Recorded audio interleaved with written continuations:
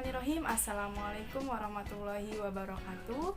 Dalam kesempatan kali ini saya akan mengulas tentang sensoric power yang terdapat pada buku The Secret of Public Speaking Mastery karya dari Bapak Dr. Andes Tubagus Wahyudi ST MSI MCHT CHI. Pada bagian ini kita akan mengulas bagaimana memahami diri sendiri dan memahami orang lain. Karena public speaker yang baik adalah public speaker yang bisa memahami diri sendiri dan bisa memahami orang lain. Sebagaimana kita ketahui, setiap manusia memiliki alat sensor dari ujung kepala sampai ujung kaki.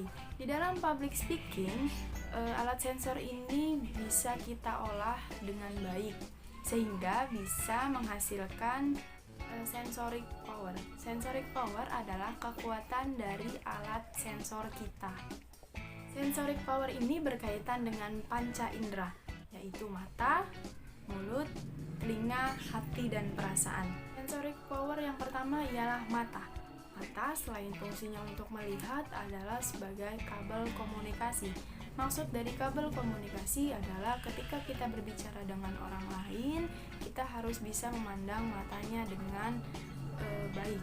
Nah, ketika kita tidak memandang atau arah pandangan kita itu tidak ke lawan bicara kita, maka kabel komunikasi kita itu terputus. Nah, ada tips dari buku ini yang yaitu ketika kita tidak kuat untuk melihat matanya, kita bisa melihat di bagian kedua matanya, yaitu di bagian T ini nih. Ya. Oke. Tuh.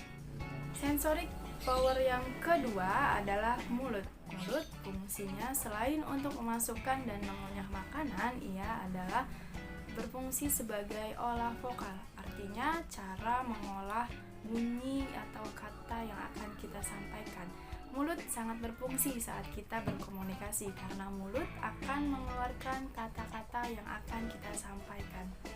Sensoric power yang ketiga ialah telinga.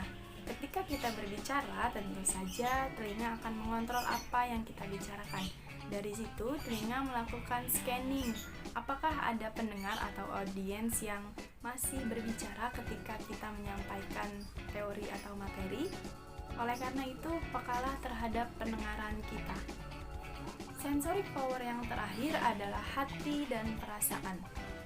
Hati dan perasaan sangatlah berpengaruh terhadap hubungan baik kita kepada pendengar atau audiens. Maka, jagalah hati kita dan perasaan kita terhadap kondisi-kondisi yang bisa membuat kita berekspresi negatif terhadap pendengar atau audiens kita. Sebagai seorang yang ingin menjadi public speaker yang profesional, kita harus bisa memahami sensoric power pada diri kita sendiri.